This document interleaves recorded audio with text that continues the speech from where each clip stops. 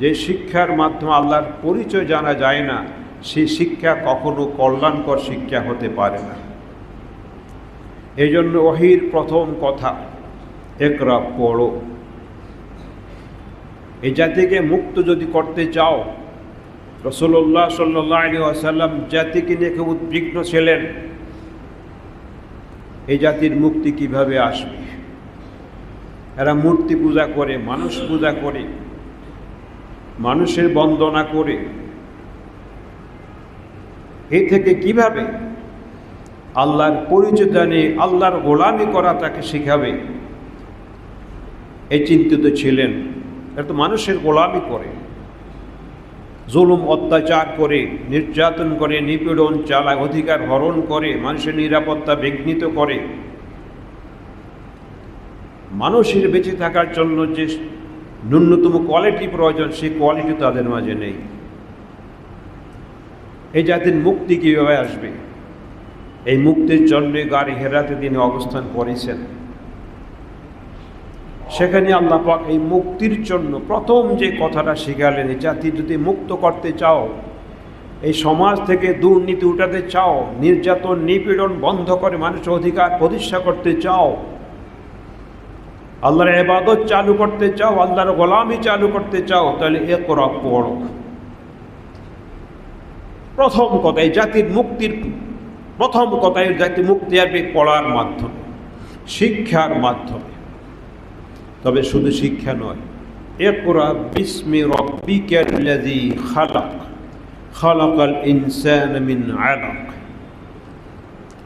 তোমার রবের নামে পড়ো। তাহলে শিক্ষার মাধ্যমে রবকে চিনতে হবে, রবকে জানতে হবে। আমার রবকে শিক্ষার মাধ্যমে সে জানবে, শিক্ষার সিলেবাসের মাধ্যমে জানবে, শিক্ষার প্রতিটি শিক্ষার মাধ্যমে সে রবের পরিচয় পাবে। সেই রব কি করেছেন? আমার অস্তিত্ব ছিল না, তিনি আমাকে সৃষ্টি করেছেন, রক্তপিণ্ড থেকে সৃষ্টি করেছেন।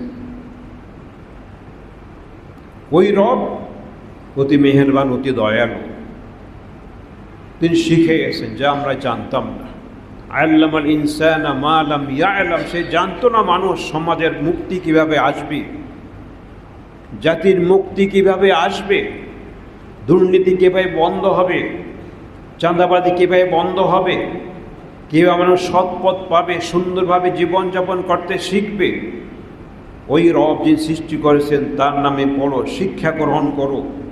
তিনি যা জানতে না তোমাদের জানা ছিল না, এই সমাজকে কিভাবে গড়ে তুলতে হয়, এই জাতিকে কিভাবে গড়ে তুলতে হয় তোমাদের জানা ছিল না। আল্লাহ ইনসান মা লাম ইয়ালাম, যা জানতো না আল্লাহ পাক জানিয়ে দিয়ে শিক্ষা দিয়েছেন তাদেরকে। রাসূলুল্লাহ সাল্লাল্লাহু আলাইহি ওয়াসাল্লামকে আল্লাহ পাক বলেছেন, আল্লাহ আপনাকে শিখিয়েছেন মা লাম তাকুন তা'লাম, যা তুমি জানতে না। ওয়া আল্লামাকা মা লাম তাকুন তা'লাম, তোমাকে শিখিয়ে দিয়েছেন কেমনে জাতির মুক্তি হবে। তুমি চিন্তা করেছো ঠিকই, কিন্তু পথ তোমার জানা ছিল না। তুমি জানতে না যে এই জাতির মুক্তি কিভাবে আসবে, কিভাবে সমাজটা সুন্দর হবে, একটা সোনালী সমাজ গড়বে, সোনালী মানুষ গড়বে, তোমার জানা ছিল না। আল্লাহ তোমাকে শিখিয়েছেন, আল্লাহ জানিয়েছেন। তাহলে শিক্ষাই একমাত্র মানুষকে, মানুষের বেঁচে থাকার জন্য যে কোয়ালিটি থাকা প্রয়োজন, এই শিক্ষা তাকে শিক্ষা দেয়। কিন্তু সব শিক্ষা নয়, শিখলেই শুধু মানুষ হওয়া যায় না। বরং শিক্ষা, যে শিক্ষার মাধ্যমে রবের পরিচয় জানা যায়। আমার অস্তিত্ব ছিল না, কে আমাকে পৃথিবীতে পাঠালেন, আমাকে কেন পাঠালেন, আমার মালিক কে, আসমান জমিন কে সৃষ্টি করেছেন, বিশাল সূর্য কে দিলেন, আলো কে দিলেন, বাতাস কে দিলেন, চন্দ্র কে দিলেন, ইত্যাদি কে সৃষ্টি করলেন। যে শিক্ষার মাধ্যমে জানতে পারবে, বুঝবে, রবের পরিচয় পাবে, সেটাই হলো শিক্ষা। রবের পরিচয় জানার পরে এবার তার ভয় অন্তরে আসবে। আল্লাহ পাক কোরআনে কারিমে বলেন, ইন্নামা ইয়াখশাল্লাহা মিন ইবাদিল উলামা, একমাত্র আল্লাহকে ভয় করে জ্ঞানীগণ, যারা জ্ঞানী, আল্লাহর পরিচয় জেনেছে, আমাকে কে সৃষ্টি করেছেন জেনেছে, কেন সৃষ্টি করেছেন, দায়িত্ব কর্তব্য কি আমার লাস্ট গন্তব্যস্থল কোথায়, কোথায় আমি যাব, কার কাছে আমাকে জবাবদিহিতার সম্মুখীন হতে হবে, যারা এগুলো জানবে বুঝবে তারাই হলো আসল জ্ঞানী। আলেম মানে বলতে মনে করবেন না খালি মাদ্রাসায় পড়লে আলেম হয়, মাদ্রাসায় পড়লে বল জাহেল হয়। অনেক আছে সঠিক আলো পায়নি, সার্টিফিকেট নিয়েছে কিন্তু আলো আসেনি। কাজে শিক্ষার যতক্ষণ পর্যন্ত শিক্ষার সিলেবাস, যারা শিক্ষকতা করেন, শিক্ষক যারা বাচ্চাদেরকে শেখাবেন, সিলেবাস সবটাই যদি আল্লাহ সুবহানাহু ওয়া তাআলার ভয় তাকওয়া সৃষ্টিকে কেন্দ্রিক না হয়, তার নির্ভরশীল না হয়, সে শিক্ষা কোনোদিন মানুষকে মানুষ বানাতে পারবে না। বানাবে ডাকাত, দুর্নীতিবাজ, দুষ্কৃতিকারী ইত্যাদি ইত্যাদি অনেক কিছু। কাজে জ্ঞানীগণী একমাত্র আল্লাহকে ভয় করে, অন্যরা আল্লাহকে ভয় করে না। কারণ জ্ঞানীরা আল্লাহকে চিনে, আল্লাহকে জানে। কারণ না জানলে তো কেন ভয় করব? জ্ঞানীগণ আল্লাহকে চিনে, আল্লাহকে জানে, আল্লাহকে বুঝে তিনি কত পাওয়ারফুল, তিনি যা চান তাই তিনি করতে পারেন। পৃথিবীর অনেক ইতিহাস রয়েছে, ইযা কাদা আমরান আন ইয়াকুল লাহু কুন ফায়াকুন, যখন তিনি কিছু করতে চান বলেন হও, হয়ে যায়। কোনো বিলম্ব নেই, কোনো ডিলে নেই, উইদাউট ডিলে হয়ে যায়।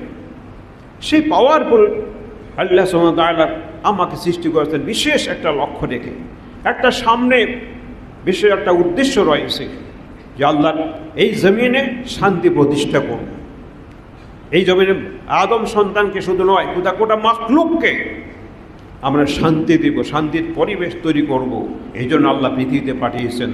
শুধু লুটেরা বলার জন্য নয়, লুটতরাজ করার জন্য নয়, খালি ক্ষমতা ধরে রাখার জন্য নয়। ক্ষমতাটা ন্যায়মত, আল্লাহ পাকের বড় ন্যায়মত। কাজেই এই শিক্ষা আজকে যদি আমাদের বাচ্চাদেরকে, আমাদের নেক্সট জেনারেশনকে যদি আমরা গড়ে তুলতে চাই, পারিবারিকভাবে তাকে প্রশিক্ষণ দিতে হবে। আর বাচ্চাদেরকে 1 থেকে শুরু করে আরও কি প্লে নার্সারি হাবিজাবি কি আছে, ওই থেকে শুরু করে সিলেবাসটা কারিকুলাম এমনভাবে সাজাতে হবে যে মাস্টার্স পর্যন্ত, পিএইচডি যেখানে যাক, এই সিলেবাসের ভিত্তি করে সিলেবাস গড়ে উঠবে। এই সিলেবাস পড়ে কোনোদিন নাস্তিক হবে না। যেমন রাসূলুল্লাহ সাল্লাল্লাহু আলাইহি ওয়াসাল্লাম যে সিলেবাস দিলেন তাদের সামনে, এই সিলেবাস যারাই পড়েছে, বিলাল থেকে শুরু করে আবু বকর পর্যন্ত, সকলেই শুধু আস্তিকই নয়, তাদের ভিতরে আল্লাহর ভয় এমনভাবে প্রবেশ করেছে, বিন্দুমাত্র অন্যায় করতে রাজি নয়। আবু বকর রাদিয়াল্লাহু আনহু, সহিহ বুখারীতে রয়েছে, একটা খেজুর পেয়েছেন, তিনি খেয়েছেন। তিনি এক ব্যক্তি, তাকে এক গণক তাকে কিছু গণকের উপার্জন দিয়ে মজুরি দিয়েছে এবং এ থেকে তাকে খাওয়াইছে, তাকে কিছু হাদিয়া দিয়েছে বা খাওয়াই, যাই হোক। এবার ওই গণক বলে, হে আবু বকর, আপনি খেলেন, আপনি জিজ্ঞাসা করছেন ইনকামটা কোত্থেকে আসছে আমার, আমি তো গণকের কাজ করি, গইনা মানুষের গণি, ভাগ্য গণি, গইনা পয়সা নেই, ওই পয়সা থেকে আপনারে আমি খাওয়াইছি। শোনা মাত্রই মুখের ভিতরে হাত দিলেন, আঙ্গুল ঢুকে বমি করে সে ফেলে দিলেন, যেটা আমার জন্য হারাম, খাওয়া যায় হবে না। রসুলের স্কুলে পড়ে, রসুলের বিদ্যালয়ে পড়ে, ওই সিলেবাস পড়ে এই মনোভাব তৈরি হয়েছে। রাসূলুল্লাহ সাল্লাল্লাহু আলাইহি ওয়াসাল্লাম শিক্ষক, তিনি বলেছেন ইন্নামা বুইসতু মুআল্লিমান, আমি শিক্ষক হিসেবে প্রেরিত হয়েছি, আমি শিক্ষকতার দায়িত্ব নিয়ে আসছি। তিনি আমাদের সকল শিক্ষক। তিনি একদিন তার বিছানায় একটা খেজুর পেয়েছেন, খেজুর পেয়ে বললেন, এই খেজুরটা যদি সদাকার খেজুর হওয়ার আশঙ্কা না হতো তাহলে আমি এটা খেয়ে ফেলতাম। কিন্তু যদি এটা সদকার খেজুর হয়, আর সদকা যেহেতু তাদের জন্য জায়েজ নেই, নবীর জন্য, নবীর উম্মত, নবীর জন্য, ফ্যামিলির জন্য জায়েজ নেই, অতএব তিনি এটা খেলেন না। তার নাতি হাসান বা হুসাইন এরকম একটা খেজুর মুখে দিয়েছে, বাচ্চা মানুষ, সদকার খেজুর, সাথে সাথে মুখে আঙ্গুল ঢোকায় আল্লাহ রসুল সাল্লাল্লাহু আলাইহি ওয়াসাল্লাম তার মুখ থেকে খেজুরটা বের করে এইভাবে করে বলে কাহ কাহ, এই করে খেজুরটা বের করে বললেন, তুমি জানো না আমাদের জন্য জায়েজ নয়। তাহলে এই তো শিক্ষা। বাচ্চার মুখে একটা, বাচ্চা জানে না, বুঝে নাই, খেজুরটা ঢোকাইছে, গার্জিয়ান দায়িত্ব হলো তাকে বের করে দেওয়া। কাজী মুহাম্মদ সাল্লাল্লাহু আলাইহি ওয়াসাল্লাম শিক্ষক, তিনি শিক্ষকতার জন্য বাচ্চা থেকে শুরু করে বৃদ্ধ পর্যন্ত, পরিবার থেকে শুরু করে রাষ্ট্রীয় ও আন্তর্জাতিক জীবন পর্যন্ত সকল ক্ষেত্রে কোন ক্ষেত্রে কিভাবে শিখতে হবে, কিভাবে কাজ করতে হবে, আল্লাহর ভয় রেখে তা শিখিয়েছেন তিনি। যার কারণে সাহাবা রাদিয়াল্লাহু আনহুম সকল ক্ষেত্রে ইনসাফ ভিত্তিক সমাজ গড়েছেন, রাষ্ট্র গড়েছেন, দুর্নীতি বন্ধ হয়ে গেছে। রাসূলুল্লাহ সাল্লাল্লাহু আলাইহি ওয়াসাল্লামের লক্ষাধিক সাহাবী নিয়ে তিনি হজ করলেন, বিদায় হজ। কোনো একজন সাহাবীর বিরুদ্ধে কি এমন কোনো প্রমাণ আছে যিনি অমুকের বাড়িঘর লুট করেছেন, এত টাকা হাইজ্যাক করছেন, ওইটা ছিনতাই করার অধিকার হরণ করেছেন?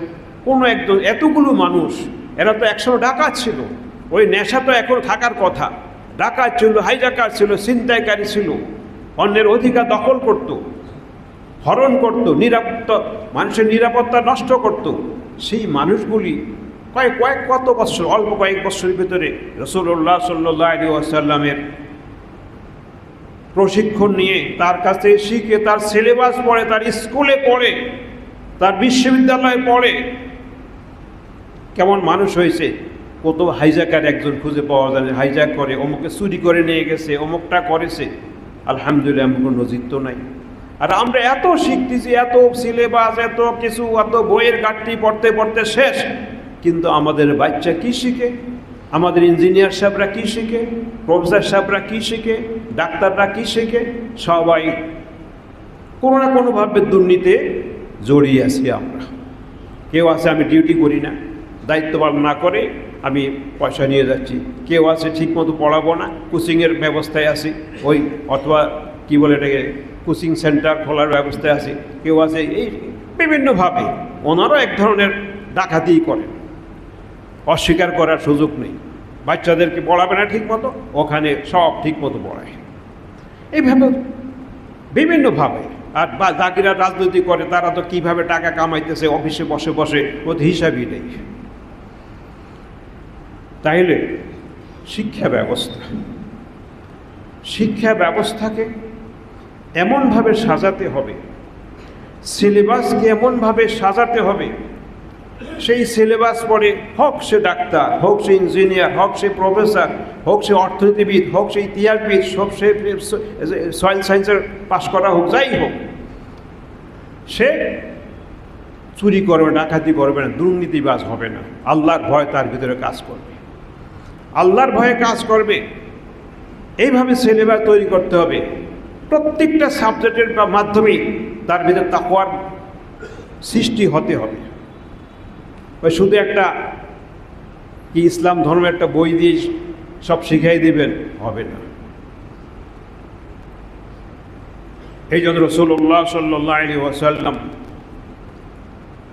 শিক্ষাই চান নাই, বরং তিনি চেয়েছেন কল্যাণজনক শিক্ষা, যে শিক্ষা মানুষকে কল্যাণ দেয়। কল্যাণটা কি? দেশের মানুষ শান্তি পাবে, দুর্নীতি থাকবে না, অন্যায় থাকবে না, অপরাধ থাকবে না, কেউ কাউকে মারবে না, কাটবে না, অধিকার হরণ করবে না।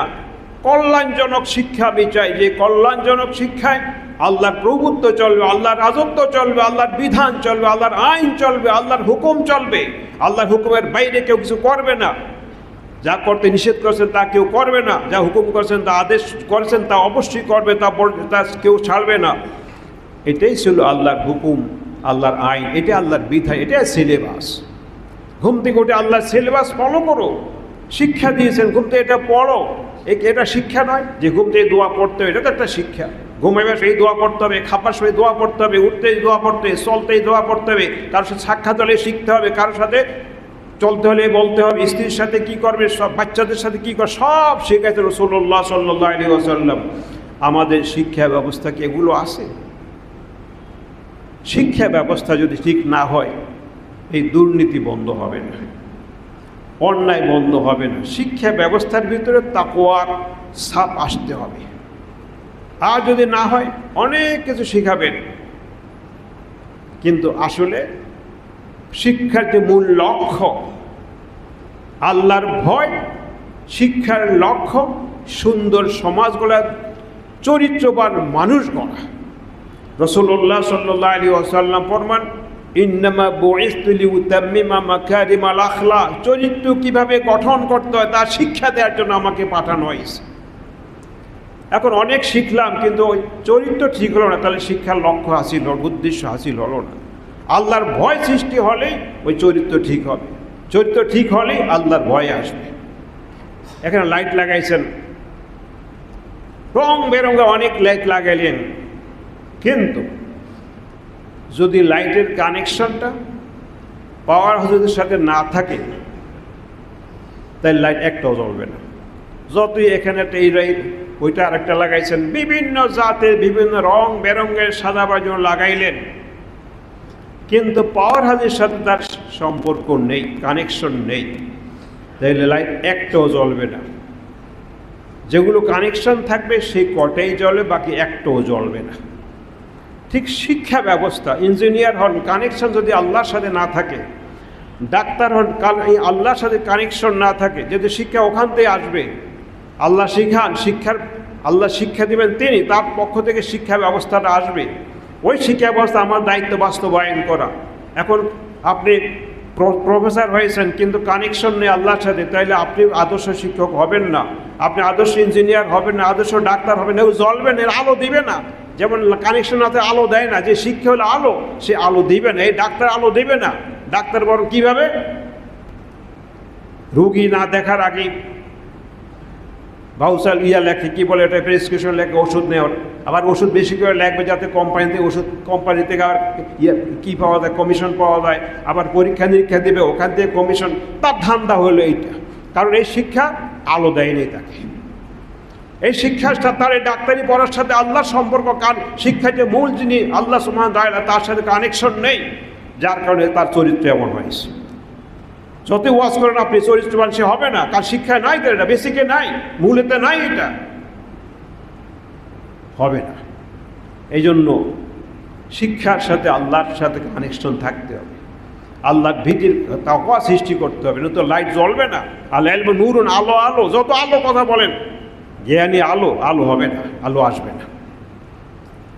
এই জন্য রাসূলুল্লাহ সাল্লাল্লাহু আলাইহি ওয়াসাল্লাম আল্লাহ পাকের কাছে আসফানা চেয়েছেন, আল্লাহুম্মা ইন্নী আউযু বিকা মিন ইলমিন লা ইয়ানফা, ও আল্লাহ এমন জ্ঞান আমাকে দিয়েন না যে জ্ঞান জাতির কোনো কল্যাণে আসে না, চরিত্র উন্নত হয় না, যে জ্ঞান দিয়ে জাতির অন্ধকার দূর হয় না, আলো আসে না, এমন জ্ঞান আমাকে দিয়েন না।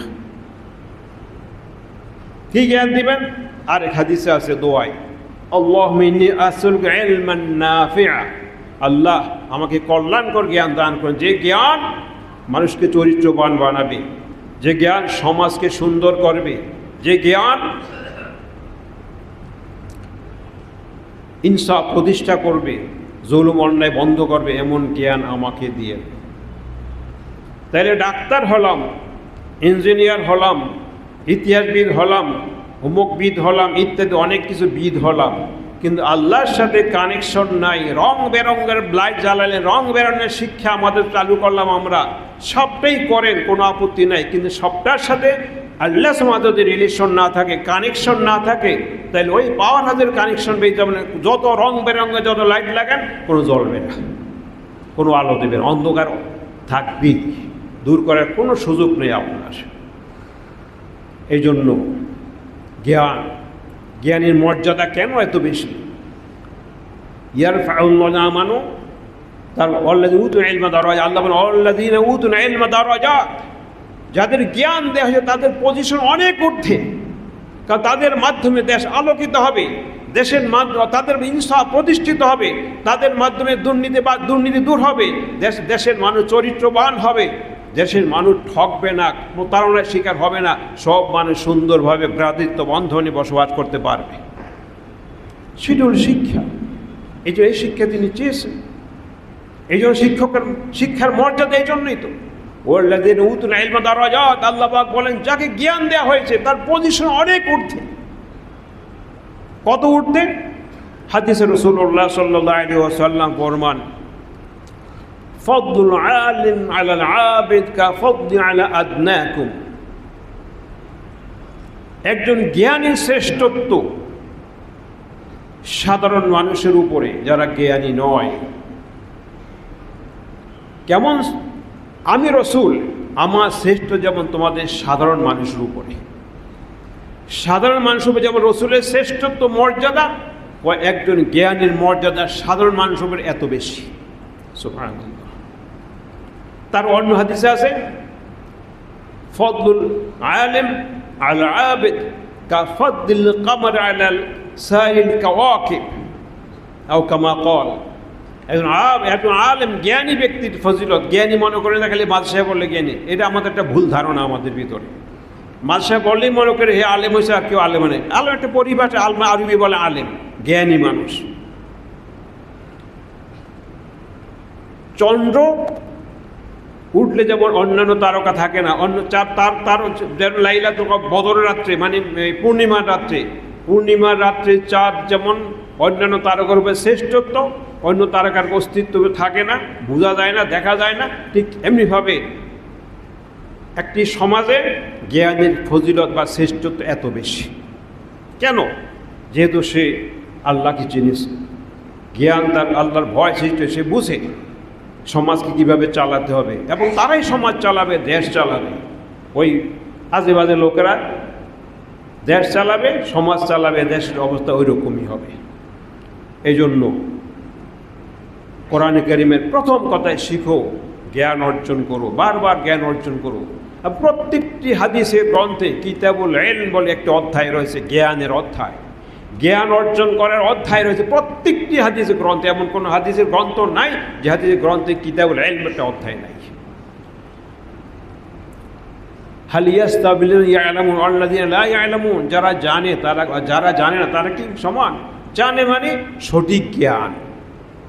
এই জন্য আমাদের সিলেবাস যা করা হয়, ইতিপূর্বে যা করেছে, সেই সিলেবাস দিয়ে দেশের সন্তানদেরকে শেষ করে দিয়েছে, মূর্তি পূজারি বানিয়েছে, বেদাত শিরকের প্রবর্তন করা হয়েছে। একটা কিতাব দেয়, একটা বই দেয়, ইসলাম ও নৈতিকতা না কি জানি, এটা দিয়ে মনে করে সব নৈতিকতা শিক্ষা দিয়ে দিচ্ছে। কাজেই আমি অনুরোধ করব নতুন সরকার যারা তত্ত্বাবধায়ক, যারা সংস্কার করে যাচ্ছেন, শিক্ষা ব্যবস্থাকে এইভাবে সংস্কার করেন যে শিক্ষিত হয়ে সে চোর হবে না, ডাকাত হবে না, শিক্ষিত হয়ে মানুষের কল্যাণে আসবে, সমাজে শান্তি প্রতিষ্ঠা করবে, অধিকার হরণ করবে না। সিলেবাসটা সেভাবে তৈরি করি, এবং আমরা ফ্যামিলিগতভাবেও বাচ্চা থেকে শুরু করে তাকে ট্রেনিং দিয়ে তুলি কীভাবে দিন পালন করতে হয়, কীভাবে আল্লাহর ভয় কীভাবে সৃষ্টি হয়, ফ্যামিলিগতভাবে সেভাবে আমরা গড়ে তুলি। কিন্তু আমরা ফ্যামিলিগতভাবে সেই কাজটা করি না, বরং আরও কী করি, নিজেরাও ঘুমাই, ফজরের সময় ওদেরকে ঘুম লয়ে রাখি। তো কী শিখবো? বাচ্চা কী শিখবে? যে বাপ মাই ঘুমায় তা আমিও ঘুমাই, বাপ মাই মোবাইল টিপে 12টা-1টা পর্যন্ত আমিও মোবাইল টিপি, বাপ মাই এটা ওটা দেখে আমি ওটা ওটা দেখি, বাপ মাই পরকীয়া প্রেম করে আমরাও করব, শিক্ষক ছাত্রের সাথে পরকীয়া প্রেম করে আমরাও করব। শিক্ষায় তো এটা হচ্ছে। এই জন্য তাকওয়া সৃষ্টি যতক্ষণ না হবে, আল্লাহর ভয় যতক্ষণ সৃষ্টি না হবে, তত পর্যন্ত আসবে। আর আল্লাহর ভয় আসবে শিক্ষিত হইলে, আসল শিক্ষিত হইলে। এই সিলেবাস যদি পরিবর্তন সেভাবে না করা হয়, তাহলে ওই শিক্ষিত হবে ঠিকই, কিন্তু ওই শিক্ষিত মানুষ দিয়ে জাতির কল্যাণ হবে না, বরং অকল্যাণ আসবে। এই জন্য রাসূলুল্লাহ সাল্লাল্লাহু আলাইহি ওয়াসাল্লাম বলেছেন, মানুষ মারা গেলে তিনটে জিনিস সব তার বন্ধ হয়ে যায়। মাতাল ইনসান ইনকাতা আনহু আমালু, তার কাজ বন্ধ। ইল্লা মিন সালাসাতিন সাদাকাতিন জারিয়াতিন আও ইলমিন ইউনতাফা বিহি আও ওয়ালাদিন সালিহিন ইয়াদউ লাহু, মুসলিম শরীফের হাদিস। কাজ তার বন্ধ, কিন্তু তিনটা তার কন্টিনিউ থাকে, তিনটা চলতে থাকে তার মরার পরও। সদকায়ে জারিয়া, যে দান চলমান, আপনি মরার পরেও ওটা চলমান আছে। আর এই সদকা জারিয়া কে করবে? আপনি দিবেন একটা ক্লাব দিবেন, নতুবা আরেকটা আজেবাজে একটা বানাইবেন, ভালো জিনিস তো করবেন না যদি শিক্ষার ওইভাবে না থাকে। আর শিক্ষা থাকলেই আপনি এই কাজটা করবেন। আর এমনি উন্তাপাবি, ওই জ্ঞান যে রেখে যায়, যে জ্ঞান যে গোটা জাতি উপকৃত হয়। কীভাবে উপকৃত হয়? মানুষ মানুষ হয়। যে জ্ঞান দিয়ে চরিত্রবান মানুষ তৈরি হয়, যে জন্য রাসূলুল্লাহ সাল্লাল্লাহু আলাইহি ওয়াসাল্লামকে পাঠানো হয়েছে, ইন্নামা বুইসতু লিউতাম্মিমা মাকারিমাল আখলাক, চরিত্র শিখাবার জন্য আমাকে পাঠানো হয়েছে। সেই জ্ঞান দিয়ে যদি এমন জ্ঞান রেখে যেতে পারেন, চরিত্র মানুষ তৈরি হয় আপনার প্রশিক্ষণের মাধ্যমে, আপনার শিক্ষার মাধ্যমে। যে জ্ঞান দিয়ে সমাজের মানুষ সুন্দর চরিত্রের মানুষ হবে, উন্নত মানের মানুষ হবে, আল্লাহ ভীরু মানুষ হবে, জবাব দিতে হবে আল্লাহর কাছে দরবারে, আল্লাহকে চিনবে, জানবে। যদি এমন জ্ঞান রেখে যাওয়া যায়, তাহলে মৃত্যুর পর যতদিন এই জ্ঞান চলবে, যে আপনার জ্ঞান থেকে জ্ঞান শিখে লোক জেনে শিক্ষিত হয়ে এইবার লোকদের কল্যাণে কাজ করে, চরিত্র উন্নত হয়েছে, চরিত্রবান মানুষ তৈরি হচ্ছে, ইনসাফ প্রতিষ্ঠিত হচ্ছে, আদল প্রতিষ্ঠিত হচ্ছে ইত্যাদি, তাহলে আপনার আমল নামায় সওয়াব চলবে। এই লোক কাজ করে যত সওয়াব পাবে, আপনি শুয়ে শুয়ে সেই সওয়াবটুকু পাবেন। আজ যদি উল্টাটা করে যাই, তো যা হওয়ার তাই হবে। এমন জ্ঞান রেখে গেলাম, এমন ছাত্র তৈরি করে গেলাম, এমন নাগরিক তৈরি করে দিলাম শিক্ষার মাধ্যমে, কীভাবে ডাকাতি বাড়ায়, চুরি বাড়ে, ইত্যাদি ইত্যাদি অন্যায় কাজ বাড়ে, তাইলে কবর শুয়ে শুয়েও ওই বিপরীতটাও পাওয়া যাবে। কাজে কী করে যাচ্ছি আমি, বাপ মাও কী করে যাচ্ছি, আমরা যারা শিক্ষিত মানুষ, তারা কি রেখে যাচ্ছেন, এটা ভেবে দেখেন একটু। মরার পরে পাওয়া যাবে কি না, নাকি উল্টাটা আবার আসবে, যে ফার্সিতে বলে সওয়াব বরবাদ গুনাহ লাজেম, সওয়াব তো পাইলামই না, উল্টে আরও গুনাহ আসবে। এমনটি হয় কি না একটু ভেবে দেখবেন প্রত্যেকেই। আওয়ালাদিন সালিহ ইয়াদউ লাহু, সন্তান, নেক সন্তান, সালেহ নেক সন্তান কিভাবে আসবে? অটোমেটিক তো হবে না, তাকে শিখাতে হবে, তাকে ট্রেনিং দিয়ে তুলতে হবে, গড়ে তুলতে হবে। নতুবা সে নেক সন্তান তো অটোমেটিক হয়ে যাবে না, যে আল্লাহর কুদরতে অটোমেটিক হয়ে যাবে, তা তো হবে না। সন্তান গড়ে তুলবেন প্রশিক্ষণের মাধ্যমে, ছোটোবেলা থেকে শিখাবেন, আপনি সেভাবে চলবেন, বাচ্চাকে শিখাবেন, ধরে ধরে মসজিদে নিয়ে যাবেন, তাকে বুঝাবেন, আল্লাহকে পরিচয় জানাবেন, এভাবে তাকে ট্রেনিং দিয়ে শেখাবেন। তারপরে শিক্ষা ব্যবস্থায় যদি ব্যবস্থা থাকে, সেই ব্যবস্থায় সেই শিক্ষা শেখাবেন, সেই সিলেবাস পরে তাকে আস্তে আস্তে এইভাবে বড় করবেন। আর এই নেক্সট সন্তান যখন হবে ভালো, যখন সে আল্লাহওয়ালা হবে, দিনদার হবে, তাহলে মরার পরও আপনি সওয়াব পাবেন। আর যদি তা না হয়, ছেলে রেখে গেলেন মস্তানি করে, চাঁদাবাজি করে, ছেলে রেখে গেছেন পরকীয়া প্রেরণ করে, অন্যের মেয়ে নিয়ে টানাটানি করে, ইত্যাদি ইত্যাদি, তাইলে যা পাওয়ার তাই পাবেন। ভাওটা তো পাবে না, উল্টাটা পাবেন আপনার গাফলতির কারণে। বরং তারাই বলবে, রব্বানা হাউলা ইয়াদাল্লুনা, এই যে আমার অভিভাবক, এই যে আমার বাপ মা, আমার ভাই ব্রাদার, আমার অভিভাবক, আমার নেতা নেত্রী, এরা আমাদেরকে পথ প্রশ্ন করেছে, দিন শিখায় নাই, ইসলাম শিখায় নাই, আল্লাহকে পরিচয় জানায় নাই, চরিত্রবান মানুষ হওয়ার জন্য যা করণীয় শিখায় নাই, যার কারণে আজকে আমরা জাহান্নামী হয়েছি। আজকে জাহান্নামী হওয়ার মূল কারণ আমার পিতামাতা, আমার অভিভাবক, আমার শিক্ষক শিক্ষিকা, আমার নেতা নেত্রী দায়ী এই জন্য, অতএব তাদেরকে ডবল শাস্তি দেন। আপনি সওয়াব পাবেন দূরের কথা, যেখানে আল্লাহ রসুল বলছেন দোয়া করবে, দোয়া পাওয়া দূরের কথা, সন্তান বরং বলবে তাদেরকে ডবল শাস্তি দেন। আপনার ছেলে, আপনার মেয়ে, আপনার ভাই, আপনার বোন, আপনার স্ত্রী, আপনার আত্মীয় স্বজন, তারা বড় হাত দেখে রব্বানা হাউলা একার আঙ্গুল ইশারা করে, এই যে এরা আদল্লুনা, আমাদেরকে পথ হারা করেছে, আমাদেরকে আল্লাহ সম্পর্কে জানায় নাই, শিখায় নাই, বুঝায় নাই।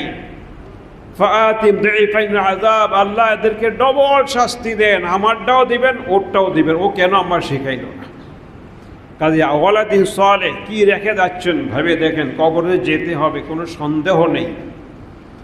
কি রেখে যাচ্ছেন আপনার সন্তানকে, এটা ভেবে দেখেন।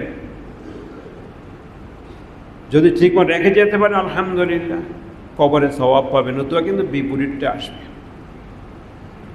রাসূলুল্লাহ সাল্লাল্লাহু আলাইহি ওয়াসাল্লাম বলেছেন, পরকালে প্রত্যেককে তার পজিশন অনুযায়ী দেয়া হবে, গ্রেড দেয়া হবে। একজনের হঠাৎ করে গ্রেড বেড়ে যাবে,